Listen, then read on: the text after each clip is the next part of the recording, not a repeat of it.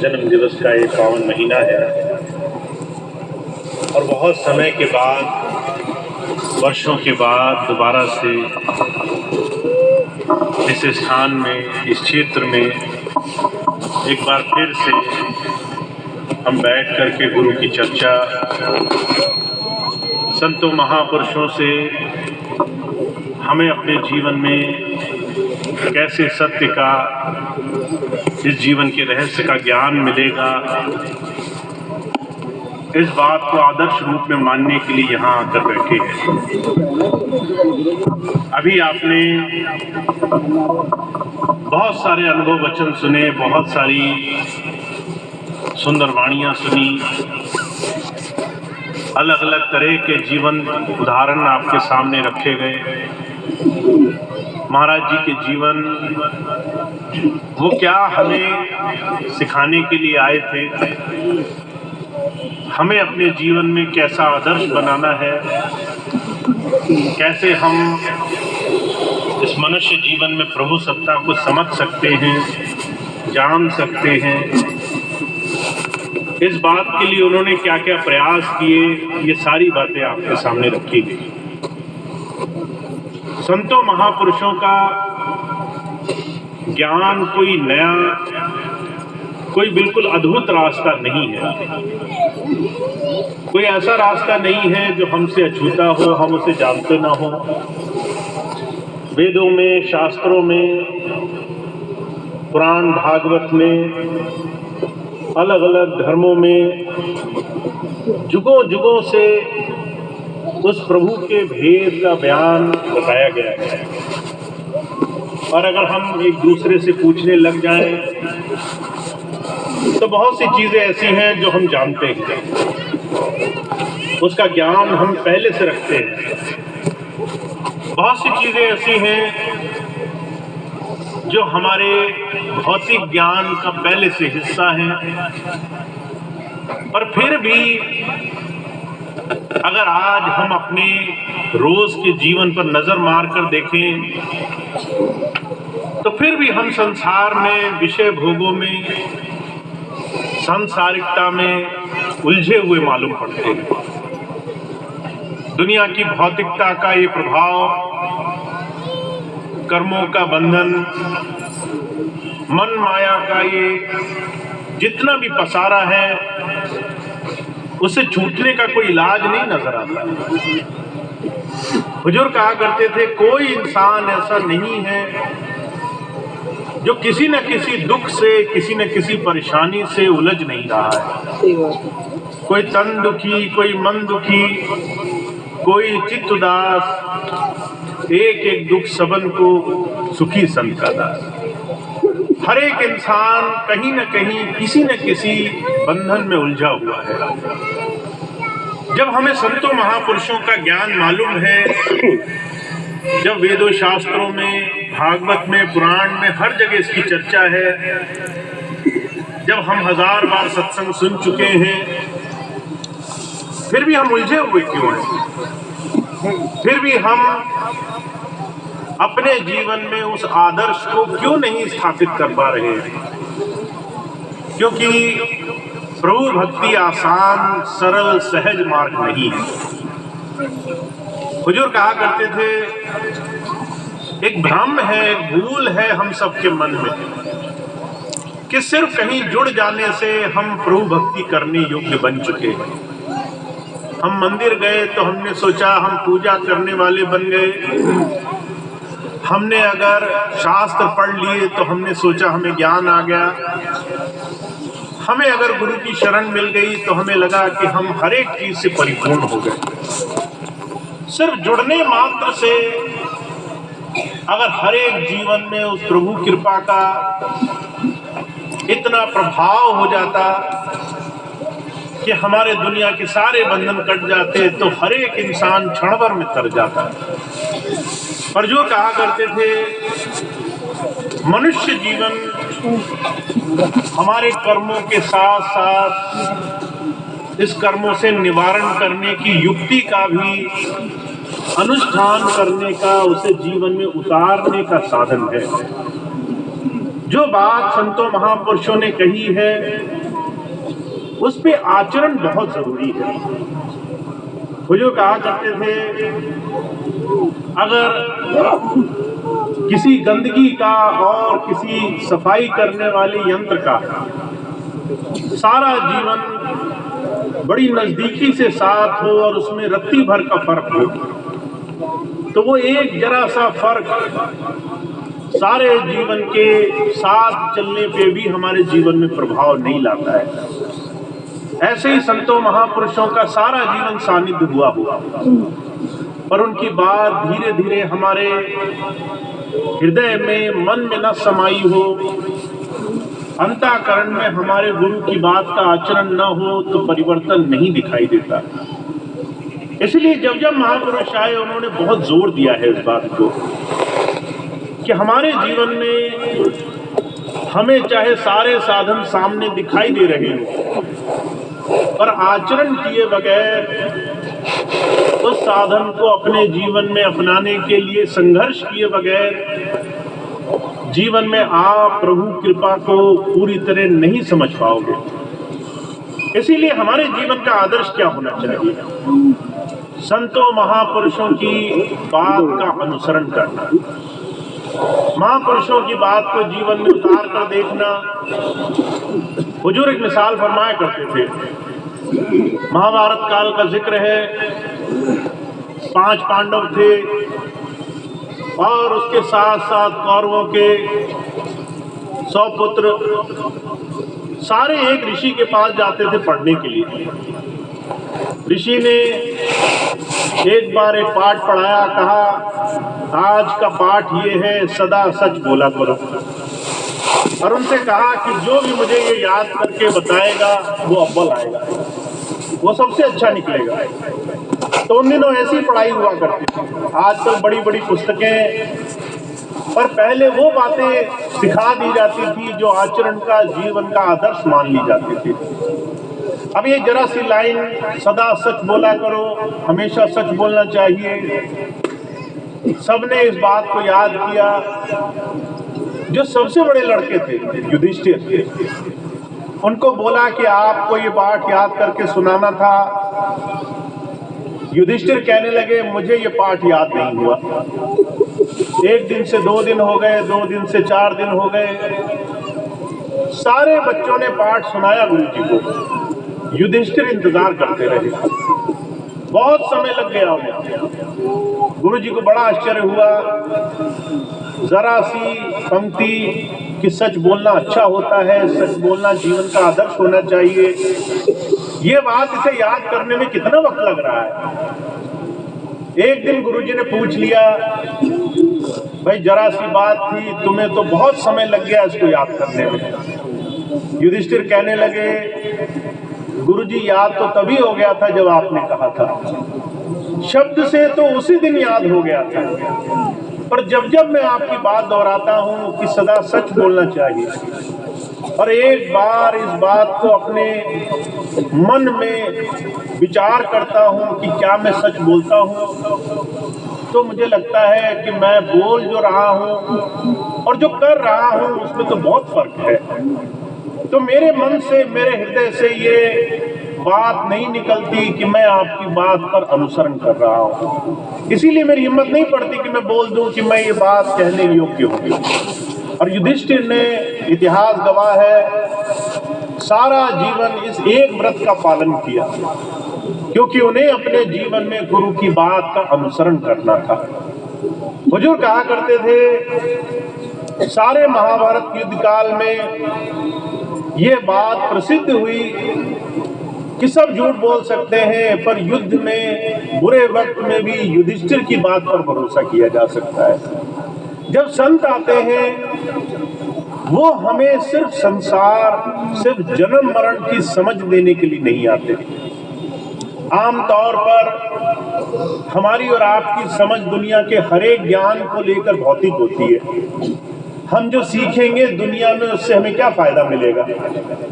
हम सोचते हैं सच बोलेंगे तो लोग धोखा दे जाएंगे, हम सोचते हैं जीवन में सच्चाई धारण करेंगे, प्रेम भाव धारण करेंगे, भाईचारा धारण करेंगे, उससे हमारे को बड़ा नुकसान हो जाएगा। पर हमारी जो बुद्धि है वो सिर्फ हमारे जीते जी संसार दुनिया के साथ कैसे हमें रहना है उस बात से हर एक चीज का आकलन करती है। जब संत आते हैं वो कहते हैं आपके जीवन के सारे ज्ञान की जो समझ है वो इसलिए है कि जब शरीर छूटेगा उस दिन कौन सी चीज है जो आपको बांधने वाली होगी, कौन सी चीज है जो आपको छुड़ाने वाली होगी।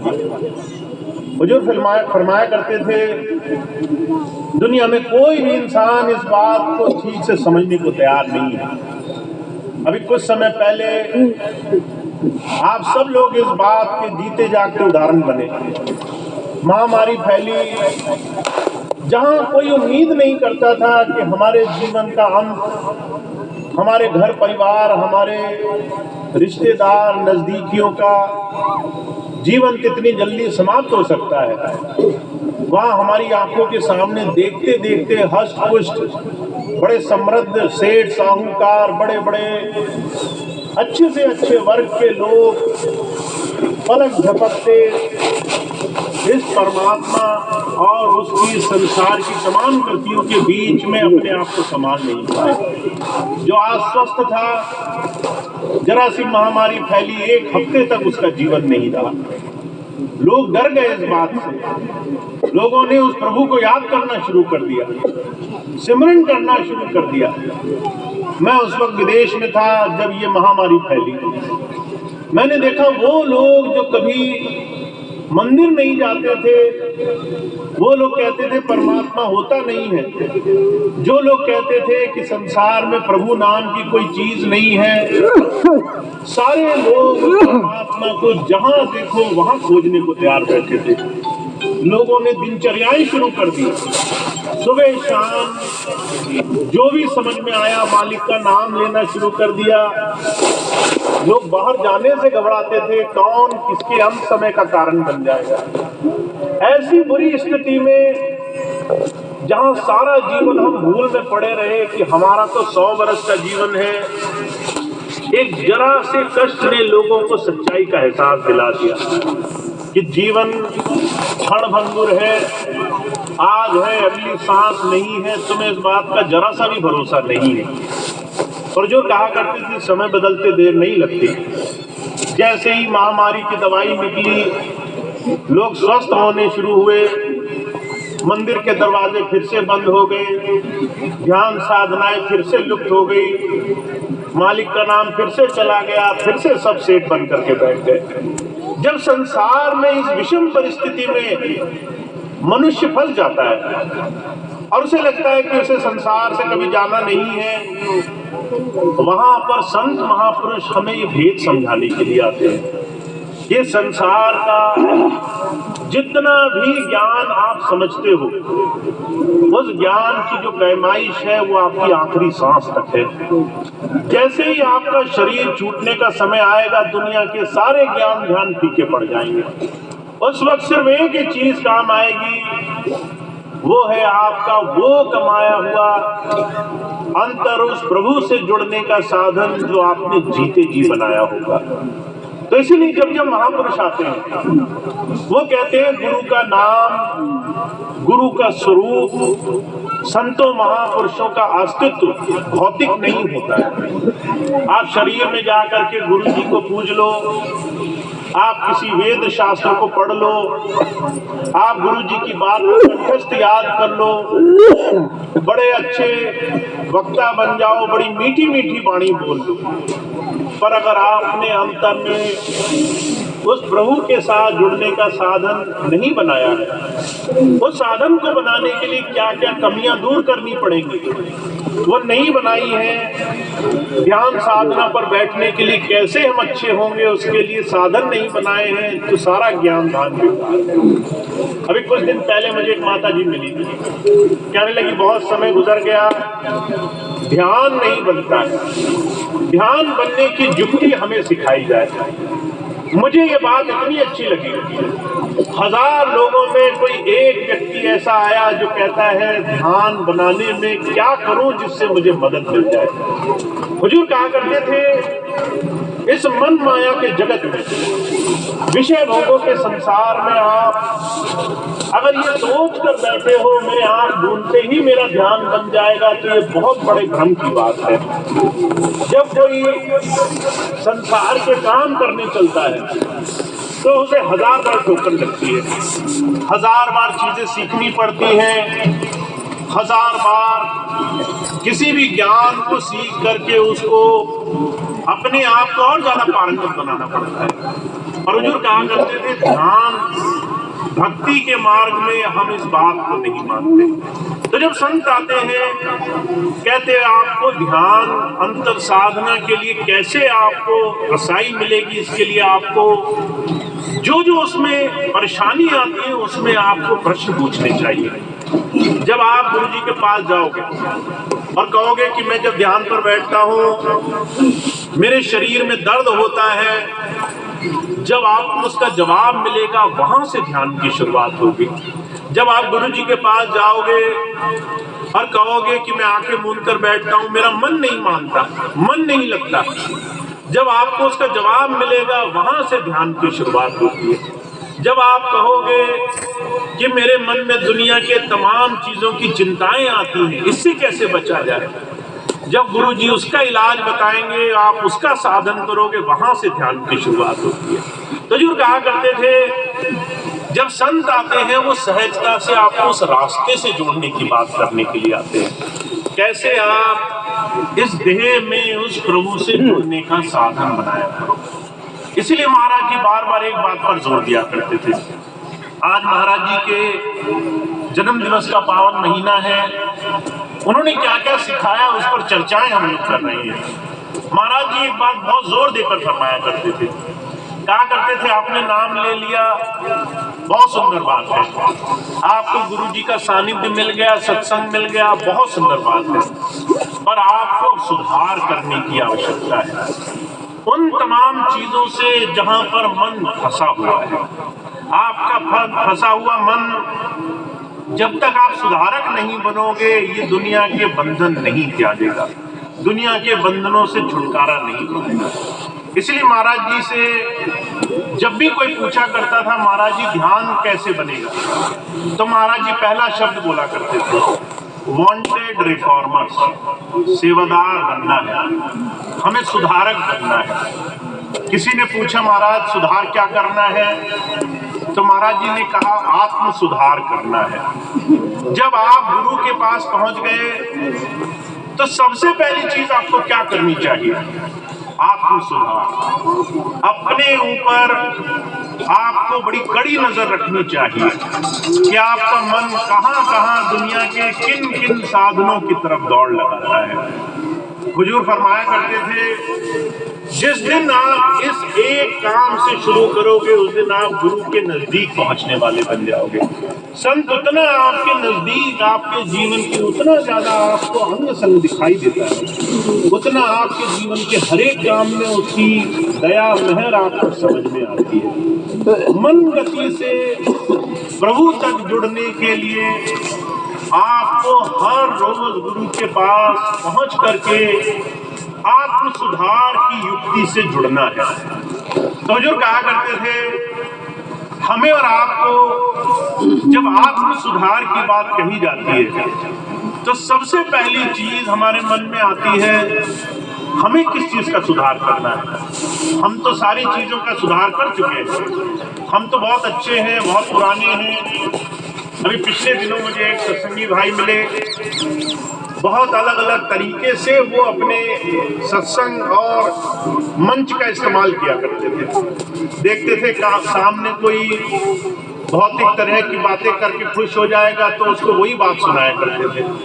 फिर देखा कोई जो है आध्यात्मिक चर्चा करना चाहता है तो वो बात सुनाया करते थे। मैंने उनसे कहा ये जो आप हर तरह की बात कह देते हो इससे लोग जुड़ तो जाएंगे पर कोई सत्संग को नहीं समझेगा, गुरु चर्चा को नहीं समझेगा।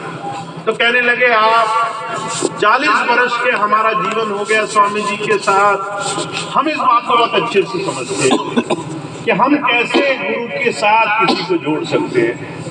फिर बहुत दिनों बाद मैंने देखा वो खुद भी उस रास्ते से हट गए, खुद भी जो है भ्रम गए, खुद भी भ्रमित हो गए, खुद भी उलझ गए।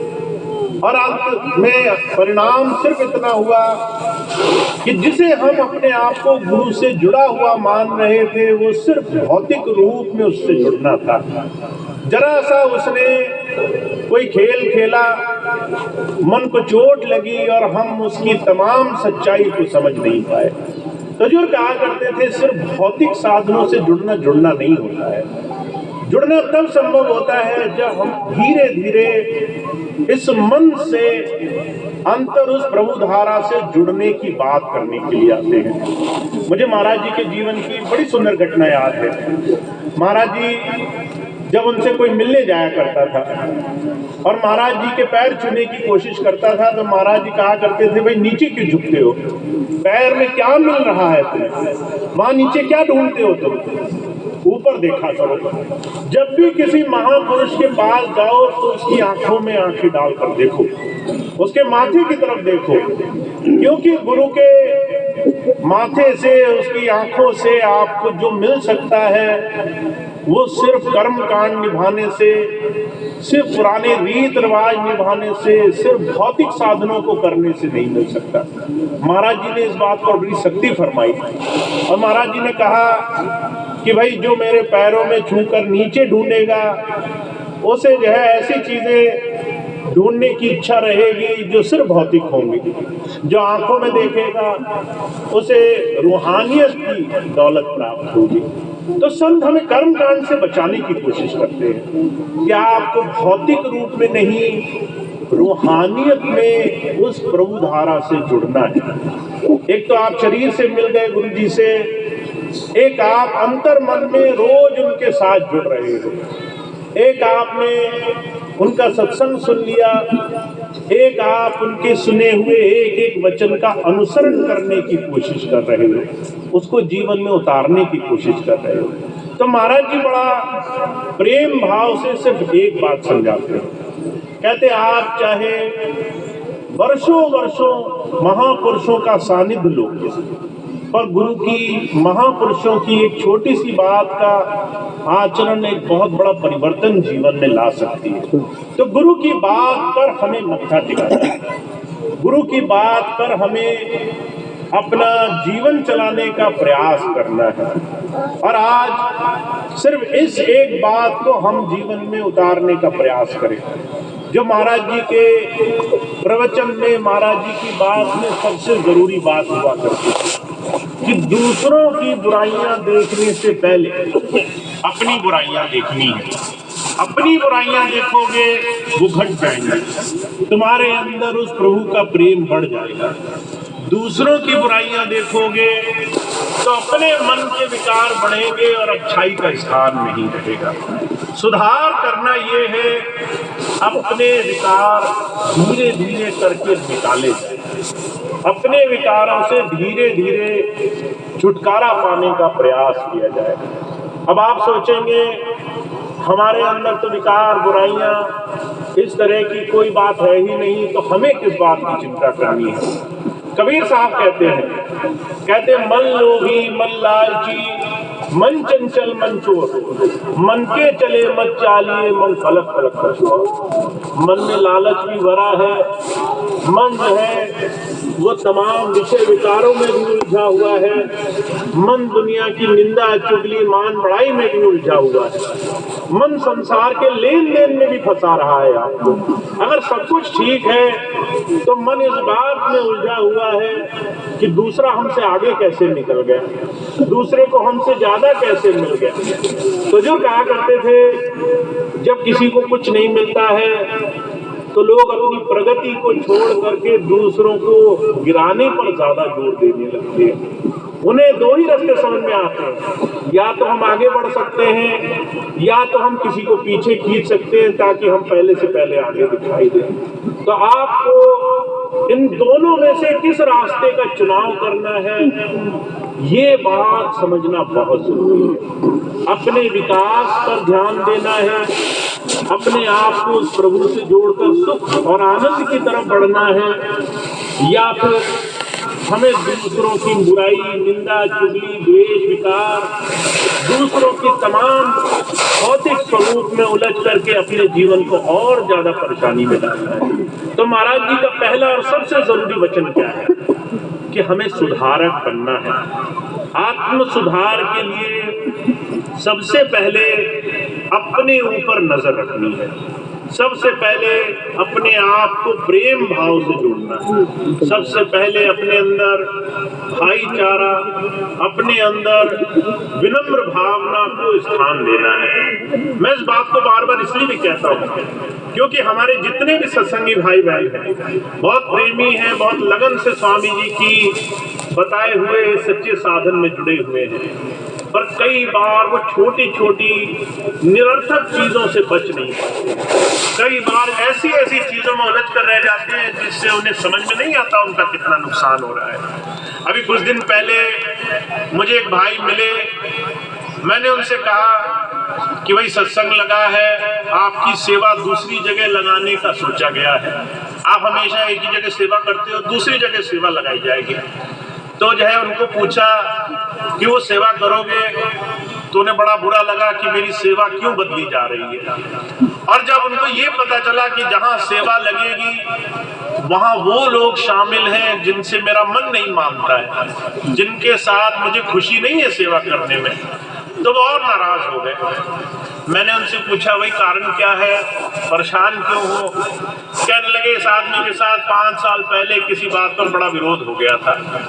मैंने कहा 5 साल पहले विरोध हुआ, आज तक तुम उस बात को दिल में लगाए बैठे हो, 5 साल से तुम एक बात नहीं छोड़ पा रहे जो तुम्हारे दिल में घर करके बैठी हो। जब तुम्हारे अंदर एक छोटी छोटी चीज इतनी मलिश, इतना मन में चोट पैदा कर सकती है, तो फिर आगे बढ़ने के रास्ते कितने मुश्किल हो जाएंगे, इसका विचार करके देखो। तो महाराज जी कहा करते थे कई बार एक दूसरे के साथ कहीं सुनी, कई बार अनजाने में बोली हुई बात भी किसी के मन में चोट का कारण बन जाती है, और उस छोटी छोटी चीजों को लेकर के बड़े प्रेमी लोग वर्षों वर्षों उलझे रह जाते हैं। कहते इसके साथ नहीं बैठना, उसके साथ नहीं बैठना, इसके साथ प्रेम नहीं, उसके साथ प्रेम नहीं। और जो कहा करते थे ये जो छोटी छोटी चीजें हैं ये हमारे जीवन में कब हमें उस प्रभु से छोड़ करके भोगों की तरफ, संसार की ऐसी तमाम निरर्थक चीजों की तरफ जोड़ देती हैं जिसका एहसास नहीं होता। इसलिए महाराज जी बार बार कहा करते थे मन में सुधार की स्थिति बने, क्षमा करते चलो, विनम्र रहो, भाईचारा प्रेम रखो, एक दूसरे के साथ मिल करके उस प्रभु के सेवा कार्य में, अनुष्ठान में शामिल हो। क्योंकि जब हमें ये छोटा सा जीवन मिला है और इसमें हम अपने जीवन में सिर्फ और सिर्फ प्रभु को पाना चाहते हैं, सिर्फ और सिर्फ अंतर में ज्ञान पाना चाहते हैं, और उसका रास्ता हमारे इस भौतिक जीवन में सुधार से होकर जाता होगा, तो हुजूर कहा करते थे हमें उसमें देर नहीं करनी चाहिए, हमें उसमें जरा सा भी कोई भी सोच विचार लाकर उस रास्ते से विमुख नहीं होना चाहिए। तो आज हमारे लिए सबसे जरूरी हिस्सा क्या है? नाम लेना सबसे जरूरी हिस्सा नहीं है, सुधार करना सबसे जरूरी हिस्सा है। उस प्रभु पाने के लिए हमारे मन का शीशा साफ होना चाहिए। स्वामी जी ने कई बार इस बात को कहा है कि जब दिल का शीशा साफ होता है तो प्रभु का दर्शन आप होता है। अगर आपका हृदय साफ होगा तो आपको प्रभु के दर्शन करने से कोई रोक नहीं पाएगा। आपके संसार के तमाम दुख आपको ऐसे छोड़कर भाग जाएंगे। आपके अंदर उस प्रभु की दया महर से सुख और आनंद की प्राप्ति आपको क्षण मात्र में होने लग जाएगी। तो इस बात का आचरण करना बहुत जरूरी है, इस बात को मन में बसाना बहुत जरूरी है। मैं बार बार आपको ये बात क्यों कहता हूँ, जब मैं यहाँ से चला गया 2012 में तो बहुत से ऐसे कारण थे जिसकी वजह से अगर मैं प्रयास करता भी तो मैं वापस नहीं आता। पर जब स्थिति ऐसी बनी 2022 में, पिछले वर्ष, धीरे धीरे मालूम पड़ा कि मेरे चले जाने से जो गलत कर रहे थे उन पर विराम नहीं लगा, पर जो भाई सच्चे दिल से प्रेम भाव में स्वामी जी के साथ जुड़े थे, सेवा में लगे थे, उन्हीं का जो है और ज्यादा परेशानी का कारण बनने लग गया। जो भाई दुखी थे वो और दुखी हो गए, जो आश्रमों में रहने वाले प्रेमी सत्संगी भाई बहन थे उनको और तकलीफ होने लग गई। जो छोटी छोटी सुविधाएं स्वामी जी की मौजूदगी में मिल जाया करती थी, वो तमाम चीजों से वो वंचित रह गए। एक बहन थी, बहन ऋतु, वो जो है बचपन से मुझे राखी बांधा करती थी। जब मैंने उससे बात की तो कुछ दिन पहले उसने मुझसे बात की, बड़ी अच्छी हंसखुश। कुछ दिन बाद पता चला वो अपने शरीर को पूरा करके चली गई। मुझे बड़ा दुख हुआ इस बात को कि सिर्फ कुछ चीजों के अभाव में, कुछ चीजों के कारण जिस चीजों का ध्यान रखा जा सकता था, उन चीजों के अभाव में ऐसी ऐसी घटनाएं हो रही है कि जो तकलीफ में हैं, दुखी हैं, उनको कोई थोड़ी सी भी मदद करने को तैयार नहीं है, और जो सक्षम हो गए हैं उनके सब आगे पीछे दौड़ लगा रहे हैं। तो मैंने इस चीज का आभास किया कि जो कारण बने थे जाने के, उन कारणों के बाद भी कुछ सुधार नहीं हुआ 10 वर्षों में। तो मैंने अपनी मन में ये बात धारण की कि वापस जा करके एक बार देखना उचित है। और साथ साथ मन में ख्याल भी आया, जब जाऊंगा तो बहुत से ऐसे लोगों को मिलना पड़ेगा जो शायद नहीं चाहते मैं वापस आ जाऊं, जो शायद नहीं चाहते कि मैं यहाँ आ करके वो सारे काम करूं, और जो नहीं चाहते कि दोबारा से इस सेवा के कार्य में किसी तरीके से भी कोई नया या सच्चा काम शुरू किया जाए। पिछले 1 वर्ष में ये सारी चीजें आपके सामने स्पष्ट हैं। जो भाई बहन प्रेम से स्वामी जी के साथ जुड़े थे, चाहे वो कोई भी कारण से 10 वर्षों में नहीं आए हो, चाहे भ्रमित हो गए हो, चाहे उनके मन में कोई भी बात रही हो, वो फिर से लौट कर आ गए हैं। ऐसे ऐसे लोग सत्संग में दिखाई देते हैं जो 10-10 वर्षों तक दिखाई नहीं दिए, जो 10 वर्ष में कहीं गए ही नहीं, जिन्होंने किसी आश्रम, किसी डेरे में कदम नहीं रखा, और वो दोबारा से सत्संग में जुड़े हुए हैं। और वो तमाम लोग जो 10 वर्ष में बड़ा दावा करते थे कि हम बहुत आगे हैं, आज वो सारे लोग विरोधाभास में खड़े हो गए हैं। ऐसे ऐसे लोग मिल रहे हैं विरोधाभास करने के लिए, जो एक दूसरे को देखना पसंद नहीं करते थे, आज वो सारे एकजुट हो गए हैं। तो कारण सिर्फ एक है, जो प्रेम भाव से जुड़ा है वो प्रेम भाव से जुड़ करके आगे हर एक काम में, जीवन में सच्चे रास्ते पर लगा रहेगा। पर जिसके मन में मलिश है और जो उसको छोड़ने में प्रयास नहीं कर रहा, उसको बड़ी तकलीफ हो जाएगी। तो इसीलिए मैंने एक बात स्वामी जी से उस वक्त कही जब मैं आने लगा कि स्वामी जी, मैं अपने दिल में कोई बात लेकर नहीं जा रहा, तो जो भी प्रेम भाव से आएगा, पिछले 10 वर्ष में क्या हुआ उसकी तरफ देखने से कोई फायदा नहीं। 10 वर्ष में किसी ने मन में अच्छा भाव लाया, बुरा भाव लाया, वो तमाम चीजें छोड़ करके फिर से गुरु नाम में, गुरु के भी दिए हुए साधन में जुड़ने से हमें जो रास्ता मिलेगा, हमें उस दिशा में आगे बढ़ना है। पर जो कहीं भी सच्चाई की तरफ जुड़ने के लिए राजी नहीं, ऐसे तमाम लोगों से अलग हटके भी इस रास्ते में लगना उचित है, उनसे हटके भी इस रास्ते में आगे बढ़ना उचित है। तो मैं सिर्फ आपसे एक ही बात कहता हूँ, अगर आप प्रेम भाव से संतों महापुरुषों के वचनों को जीवन में ले आओगे, तो आपको जो जीवन में सुख और आनंद प्राप्त होगा उसकी सीमा नहीं होगी। उसको आप चाहे आप कितनी भी कोशिश करो, भौतिक साधनों से नहीं पा सकते, जो सिर्फ गुरु की बात का आचरण करने से पा सकते हो। और अगर आप आचरण नहीं करोगे, अगर आप सिर्फ ये छोटी छोटी चीजें दिल में बसाए रखोगे कि किसी ने बुरा बोला, किसी ने मन में बुरा भाव रखा, किसी ने गलत किया, तो कहीं ना कहीं हमारे जीवन में वो एक छोटी सी बात भी गिरावट का कारण बन जाएगी। तो आप सबको सिर्फ आगे बढ़ने का रास्ता मिले स्वामी जी की दया से, सिर्फ गुरु की सेवा से आपको एक दूसरे के साथ मजबूती से संगठित होने का रास्ता मिले। गुरु की सेवा में, इस मिशन में जो स्वामी जी का एक नारा था, मानव सेवा प्रभु भक्ति। इस एक छोटी सी बात को पूरा करने का आपको साधन मिले, इसके लिए आपको ये रास्ता मिला हुआ है, इस पर आप आचरण करके चल सकते हो। तो आज मैं सिर्फ इतनी बात आपके सामने रखता हूँ कि आपको महाराज जी का, स्वामी जी का ऐसा सच्चा नाम मिला हुआ है, सब कुछ आपके पास है, सारा ज्ञान आपको पहले से प्राप्त है, सब कुछ आपने सुन रखा है। और एक चीज जो अभी करने में कहीं ना कहीं देर है, वो है गुरु की बात को आचरण में उतारना, उस बात को अमल करके देखना। तो मेरा आगे का जो कार्यकाल है, जो भी मेरा आपके बीच में जुड़ाव की स्थिति बनी रहेगी, उसका सिर्फ एकमात्र आदर्श है, हम कितना अपने स्वामी जी महाराज जी की बात को अपने जीवन में उतारने में कामयाब होते हैं। अभी कल सत्संग हुआ, मैंने एक ही बात कही, मैंने कहा अगर आप गुरु की बात को अपने अंतर में लाओगे तो मैं आपके बहुत नजदीक रहूंगा। आप एक कहोगे मैं 2 सत्संग करूंगा, आप कहोगे एक काम करो मैं 2 काम करूंगा।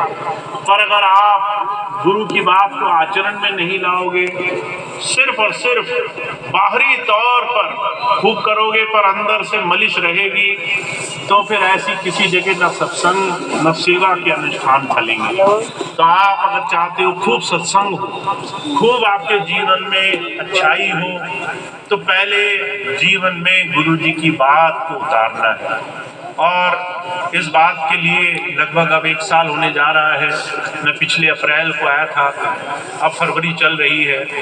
अप्रैल के बाद से प्रयास यही रहेगा, सत्संग वहाँ हो जहाँ सभी भाई बहन बड़े प्रेम, भाईचारे, बड़े आदर भाव से एक दूसरे के साथ मिल करके चले जाए। और जहाँ पर ये भावना फलीभूत नहीं होती है, मन में गुरु की बात नहीं आती है, सिर्फ आप सत्संग में आते हो तो मन में गुरु जी की बात आचरण नहीं करती है, फिर वहाँ हम चले भी जाएं तो उतना असर नहीं होगा, वहाँ सत्संग में पहुँच भी जाएं तो आपको उतना लाभ नहीं मिलेगा। तो आगे आगे हम स्वामी जी के इस मिशन को अपने आदर्श से, अपने जीवन से उतार सकें, इसका प्रयास करना है। और उसका सच्चा प्रयास यही है कि सुधारक बनना है, हमें प्रेम भाईचारे को महत्व देना है, एक दूसरे के साथ जुड़ना है, एक दूसरे से कटना नहीं है, एक दूसरे की कहीं ना कहीं मदद करनी है, एक दूसरे को दुख पहुंचाने का प्रयास नहीं करना है। तो इतनी सी बात कह के मैं अपनी बात समाप्त करता हूँ।